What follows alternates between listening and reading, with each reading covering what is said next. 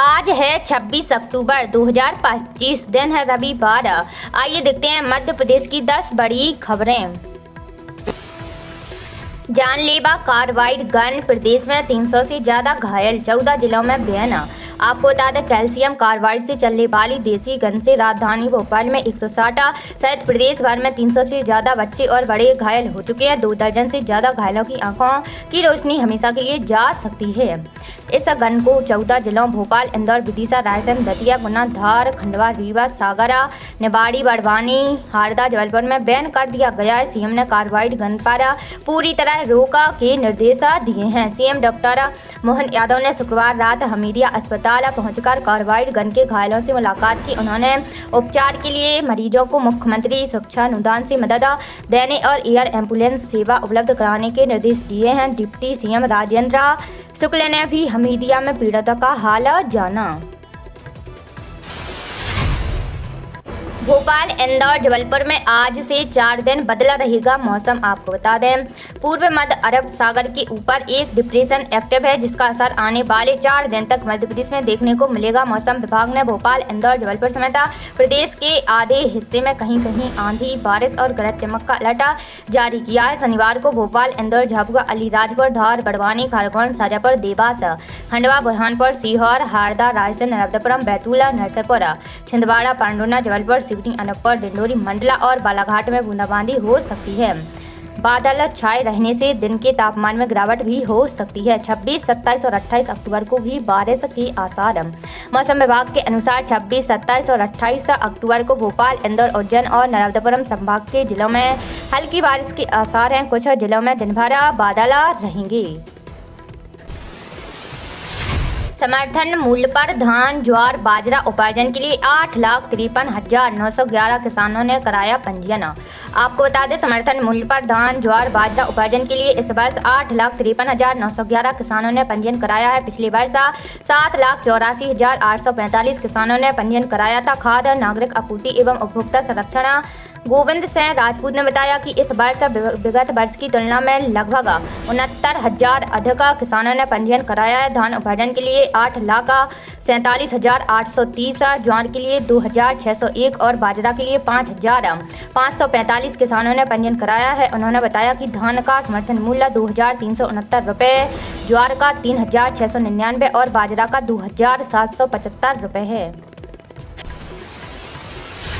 दिल्ली में सांस लेना भी मुश्किल, 300 से ऊपर पहुंचा AQI। ठंड शुरू होने से पहले ही ये हाल। आपको बता दें, सर्दियों का मौसम आते ही दिल्ली की हवा जहरीली होने लगी है। देश की राजधानी में बढ़ा रहा वायु प्रदूषण खतरनाक स्तर पर पहुंचता जा रहा है। इस साल अक्टूबर खत्म होने से पहले दिल्ली NCR का AQI तेजी से बढ़ा है। शनिवार को सुबह NCR के अधिकांश इलाकों में AQI का आंकड़ा 200 के पार पहुंचा हुआ है। वहीं कई इलाकों रेड जोन में आ गए हैं। केंद्रीय प्रदूषण नियंत्रण बोर्ड के अनुसार दिल्ली के आनंद विहार इलाके में शनिवार सुबह AQI 412 दर्ज किया गया है। यह गंभीर स्थिति में आता है। वहीं चांदनी चौक इलाके में AQI का आंकड़ा 315 रहा। शादीपुर में AQI 328 है। दिवाली बीत गई, आखिर कब आएंगे किसानों के खाते में पीएम किसान योजना के 2,000 रुपये। आपको बता दें, प्रधानमंत्री किसान सम्मान निधि योजना की 21वीं किस्त का किसान भाइयों को बेसब्री से इंतजार है। दिवाली बीत चुकी है और अब छठ महापर्व की शुरुआत भी हो गई है, लेकिन अभी तक किसानों के खातों में पैसे नहीं पहुँचे हैं। ऐसे में सभी की निगाहें अब सरकार की अगली घोषणा पर टिकी है। कब आएगी 21वीं किस्त? सरकार की ओर से फिलहाल कोई आधिकारिक तारीख घोषित नहीं की गई है, लेकिन मीडिया रिपोर्ट के अनुसार नवंबर 2025 के पहले सप्ताह में यह किस्त जारी की जा सकती है। माना जा रहा है कि यह भुगतान 6 और 11 नवंबर को होने वाले बिहार विधानसभा चुनावों से पहले आ सकता है। सूत्रों के मुताबिक पंजाब, उत्तराखंड, हिमाचल प्रदेश और जम्मू कश्मीर के किसानों को पहले ही 2,000 रुपये की राशि भेजी जा चुकी है। वहीं केंद्रीय कृषि मंत्री शिवराज सिंह चौहान ने बताया कि सितंबर और अक्टूबर में बाढ़ व भूस्खलन से प्रभावित किसानों को अग्रिम सहायता के रूप में भुगतान किया गया है। छत्तीसगढ़ में 5000 शिक्षकों की भर्ती का रास्ता साफ। आपको बता दें, छत्तीसगढ़ में 5000 शिक्षकों की भर्ती का रास्ता साफ हो गया। वित्त विभाग ने इस पर अपनी सहमति दे दी है। यह फैसला ऐसे समय में आया है जब प्रदेश में कई स्कूलों में शिक्षकों की कमी गंभीर चुनौती बनी हुई थी। राज्य में लंबे समय से शिक्षकों की कमी का मुद्दा उठता रहा है। ग्रामीण और आदिवासी इलाकों में कई स्कूल ऐसे हैं जहाँ विषयवार शिक्षक उपलब्ध नहीं है। नई भर्ती से इन क्षेत्रों में शिक्षण व्यवस्था को मजबूती मिलने की उम्मीद है। बताया जा रहा है कि भर्ती प्रक्रिया जल्द शुरू की जाएगी ताकि अगले शैक्षणिक सत्र से पहले स्कूलों में शिक्षकों की नियुक्ति हो सके। भावांतर योजना में समर्थन मूल्य के अंतर की राशि का भुगतान राज्य सरकार करेगी। आपको बता दें, किसान कल्याण एवं कृषि विकास मंत्री ईदल सिंह कंसाना ने कहा है कि भावांतर भुगतान योजना भारत सरकार की प्रधानमंत्री अन्नदाता आय संरक्षण अभियान के अंतर्गत प्राइस डिफिसिट स्कीम के तहत संचालित की जा रही है। प्रदेश के किसानों की खरीफ 2025 में उत्पादित सोयाबीन उपज मंडियों में नीलामी प्रक्रिया के माध्यम से विक्रय होने पर विक्रय दर मॉडल प्राइस से प्राप्त राशि एवं न्यूनतम समर्थन मूल्य के अंतर की राशि की प्रतिपूर्ति मध्य प्रदेश शासन द्वारा की जाना है।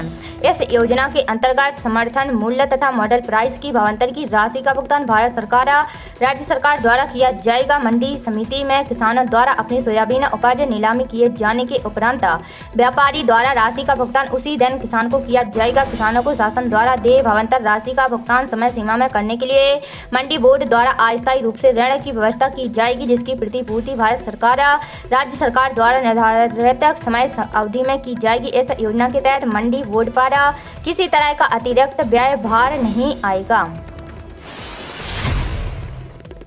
सहरसा में खड़ी ट्रेन में लगी भीषण आग, युवक झुलसा। आपको बता दें, सहरसा के सोनबरसा कचहरी स्टेशन पर शुक्रवार की शाम जनसेवा एक्सप्रेस की एक बोगी में आग लग गई। इस दौरान स्टेशन पर अफरा तफरी मच गई। ट्रेन से यात्री कूदा कर इधर उधर भागने लगे। घायल युवक ने बताया कि एक यात्री मोबाइल चार्ज कर रहा था। इसी दौरान मोबाइल चार्जिंग सर्किट में ब्लास्ट हुआ और बोगी में आग लग गई। बताया जा रहा है कि जनसेवा एक्सप्रेस अमृतसर से चलकर पूर्णिया कोट जा रही थी। सहरसा स्टेशन पर ट्रेन पहुंची तो बोगी में अचानक आग लग गई। बस हादसे में 6 और मौतें, मृतक संख्या 26। आपको बता दें, आंध्र प्रदेश के कुरनूल में हुई बस हादसे में मृतक का संख्या 26 हो गई है। कल हादसे में गंभीर रूप से झुलसे 20 लोगों में से 5 लोगों की देर रात मौत हो गई, जबकि आज सुबह एक ने दम तोड़ दिया। अब भी कुछ लोगों की हालत नाजुक बनी हुई है। गौरतलब है कि कल एक मोटरसाइकिल से टकराने के बाद बस में आग लग गई थी और हादसे में 20 लोगों की मौके पर ही मौत हो गई थी, जबकि खिड़कियां तोड़कर 21 लोग बाहर निकलने में सफल हो गए थे। इनमें से कई लोग गंभीर रूप से झुलस गए थे, जिन्हें अस्पतालों में दाखिल कराया गया था। इनमें कई यात्री 60 से 80% तक झुलसे थे। इनमें से 5 लोगों की देर रात मौत हो गई, जबकि आज सुबह एक ने दम तोड़ा। अभी भी कई यात्री ऐसे हैं जिनकी हालत गंभीर है। एमपी पुलिस के 7500 पदों पर कांस्टेबल भर्ती की परीक्षा 30 अक्टूबर से ऑनलाइन होगी। आपको बता दें, कर्मचारी चयन मंडल ने पुलिस आरक्षक भर्ती के बाद अब सूबेदार, शीघ्र लेखक एवं सहायक उप निरीक्षक भर्ती के ऑनलाइन आवेदन की अंतिम तिथि 30 अक्टूबर कर दी है। अब अभ्यर्थी ऑनलाइन आवेदन 30 अक्टूबर तक कर सकते हैं। इससे पहले यह आवेदन की अंतिम तिथि 17 अक्टूबर थी। इस भर्ती के माध्यम से 500 पदों पर भर्ती होगी। एमपी पुलिस आरक्षक भर्ती की परीक्षा 30 अक्टूबर से शुरू होगी और इसके एडमिट कार्ड परीक्षा शुरू होने से 3-4 दिन पहले जारी किए जाएंगे।